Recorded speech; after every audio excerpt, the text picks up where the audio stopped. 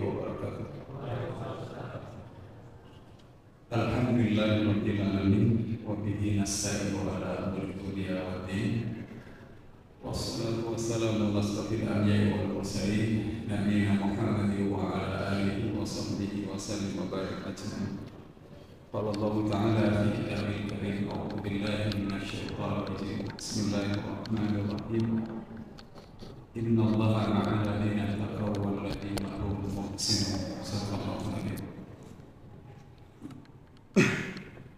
Jamaah salat Isya dan salat tarawih yang dirahmati Allah Subhanahu wa taala.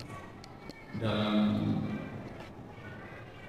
sejarah kepemimpinan Abu Bakar As-Siddiq ada suatu momen di mana beliau mengirim pasukan perang untuk memerangi orang-orang murtad di Bahrain lawan timnas nanti tanggal 20. Nah, panglima perang yang dipilih oleh Abu Bakar bernama Al-Ala bin Hadron. Ketika pasukan ini sudah jauh berjalan melintasi padang pasir, tiba-tiba mereka dihadapkan pada kenyataan yang sulit diatasi, yaitu persediaan air yang mereka bawa itu habis semua. Tidak mungkin mereka menghabiskan waktu untuk mencari sumber air.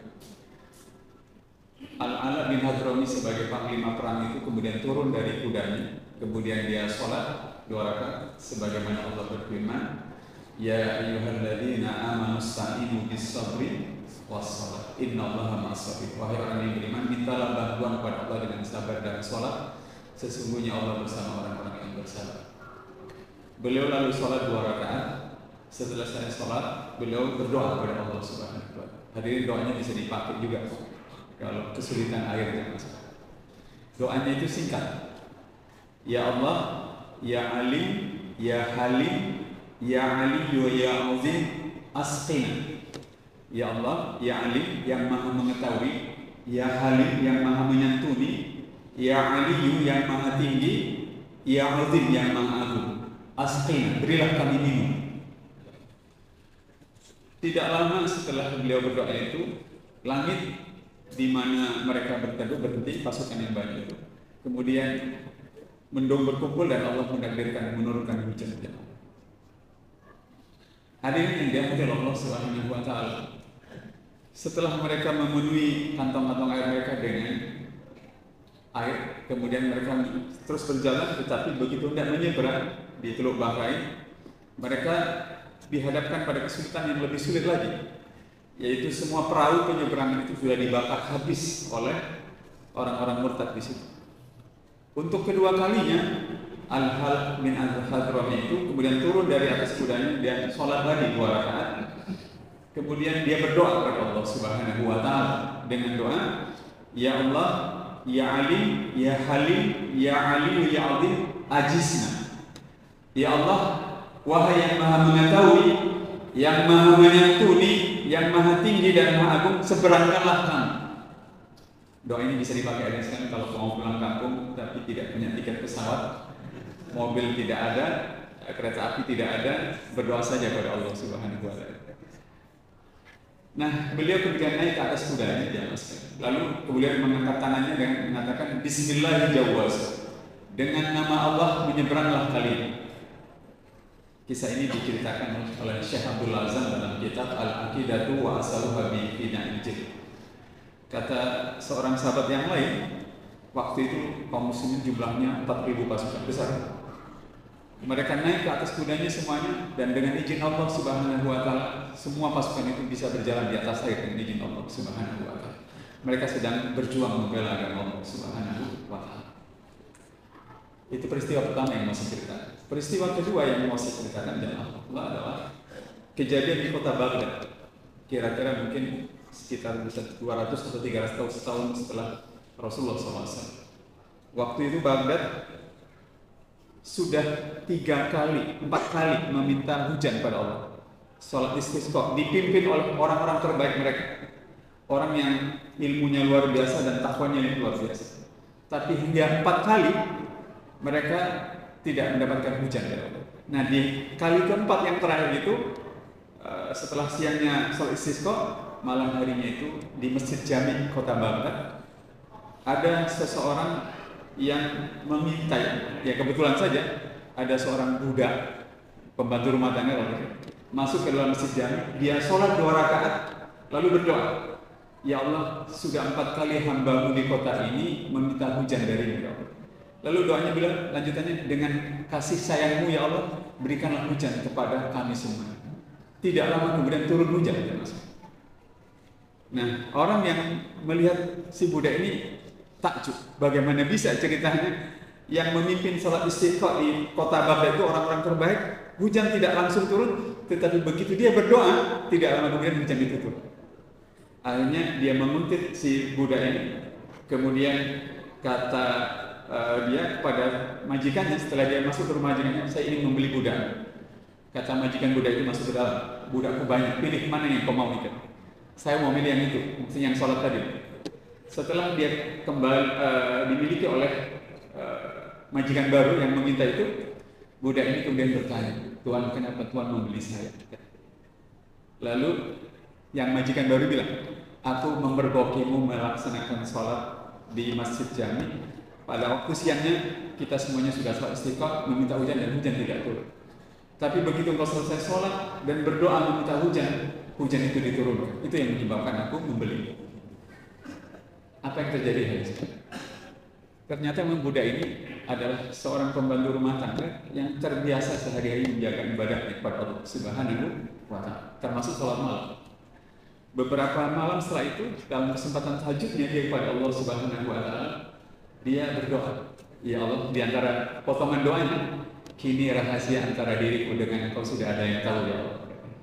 Kalau engkau berkenan dan ridho ya Allah, percepatlah pertemuanku dengan gitu. Dia dipanggil oleh Allah lebih cepat terus. Itu kejadian yang ketiga yang terakhir yang saya ceritakan. Dalam sejarahnya hidup Syekh Abdul Qadir Al-Jailani, ya, seorang ulama tasawuf dan sufi yang terkenal. Pada waktu beliau tidak berangkat menuntut ilmu, pada waktu masih muda, beliau dibekali oleh ibunya. Ada bekal makanan, tapi ada satu bekal lagi berupa barang berharga emas yang dimasukkan ke belakang baju dijahit. Lalu di tengah jalan, hadirin sekalian dan Allah, kafilah di mana Syekh Abdul Qadir Jailani itu ada dirampok. Semua barang diambil oleh perampok. Tetapi yang membuat perampok terkejut adalah Abdul Qadir Jailani mengatakan, ini masih ada barang yang bisa kau ambil di badan gitu. Perampoknya kaget, seumur-umur ada korban perampokan yang sejujur itu. Dia tidak mengambilnya langsung perampok-perampok itu, tetapi malah bertanya, kenapa engkau berkata jujur dan tidak melindungi barang yang mestinya engkau lindungi? Apa kata Abdul Qadir Jailani muda? Aku tadi sebelum berangkat dipesankan oleh ibuku agar aku selalu berkata jujur dimanapun aku berada. Dari 3 cerita itu saya ingin mengatakan begini. 1 jam setelah acara ini, saya mungkin akan pulang ke Semolawali. 6 jam setelah kita ini, kita mungkin akan kembali ke tempat masing-masing atau kemana, tetapi kita tidak tahu. Kita ini akan berhadapan dengan keadaan serumit dan semustahil apa. Bisa ban gembos, kendaraan tabrakan, pesawat yang kita tumpang itu jatuh, atau yang lain. Nah, pada saat itu, hadirin, apa yang bisa kita andalkan? Uang tidak mungkin, tenaga tidak mungkin, ilmu tidak mungkin, tetapi kita bisa mengandalkan Allah Subhanahu wa Ta'ala. Dari sinilah kita mengerti pesan Rasulullah kepada Mu'adz bin Jabal. Waktu Mu'adz bin Jabal itu hendak menyampaikan dakwah dia, beliau berpesan 3. Ittaqullah haitsuma kunta. Bertakwalah di mana saja engkau berada.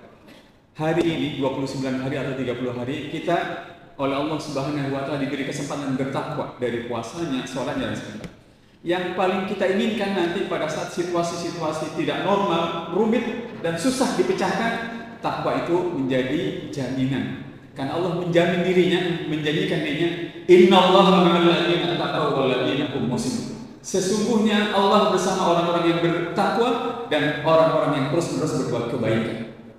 Jadi saya mengajak pada sesi dan kita semuanya, perbanyaklah ibadah, perbanyaklah takwa, perbanyaklah berbuat kebaikan. Karena kalau situasinya normal nggak ada masalah, tetapi situasinya tidak normal dan segala macam situasinya bisa berbalik. kita tidak punya apa-apa kecuali kita mengandalkan sepenuhnya mutlaknya pertolongan dan kasih sayang Allah Subhanahu wa taala kepada kita. Mudah-mudahan 3 cerita ini menginspirasi kita dan mudah-mudahan kita menyadari apa yang dipesankan oleh Rasulullah SAW kepada Mu'adz bin Jabal. Bertakwalah di mana saja engkau berada dan Allah kemudian akan membersamai kita, Allah akan menolong kita. Sebagai penutup saya lengkapi dengan sebuah cerita lagi jemaah sekalian. Dahulu di zaman Presiden Soekarno, Profesor Dr. Hamka itu dipenjara 2 tahun 4 bulan. Beliau mengatakan ketika menafsirkan surat ke-41 ayat 31, Nahnu awliya'ukum fil hayatid dunya wa fil akhirah. Kamilah pelindungmu dalam kehidupan dunia dan kehidupan akhirat. Kata beliau, malaikat itu tidak hanya mendampingi orang yang istiqomah pada saat sakaratul maut, tetapi bahkan malaikat itu akan mendampingi semua hamba Allah ketika dalam kehidupan dunia normal, ketika hamba Allah itu berada dalam situasi-situasi yang sulit. Asal dia istiqomah dengan takwa dan ibadah kepada Allah, Allah akan mendampinginya. Lalu beliau mengatakan dengan rendah hati, saya tidak bermaksud ini malaikat, tetapi selama saya di penjara di zaman Presiden Soekarno itu, setiap kali penjaga-penjara itu ingin menjaga sel penjara di malam hari, mereka takut, mereka balik karena kata mereka di depan sel penjara saya ada seorang berjubah putih, berjanggot putih yang menjaga. Beliau dengan rendah hati mengatakan, saya tidak ingin mengatakan itu malaikat, tetapi setiap hari ada, selalu menjaga sel penjara. Mudah-mudahan Allah menjaga kita dengan penjagaannya, karena kita istiqomah dengan iman dan takwa kepada Allah Subhanahu wa taala. Mari perbanyak iman, amal saleh dan takwa kita pada Allah. Jadikan lebih banyak, jadikan lebih baik, dan jadikan lebih istiqomah di jalan Allah Subhanahu wa taala. Wabillahi taufiq wal hidayah. Assalamualaikum warahmatullahi wabarakatuh.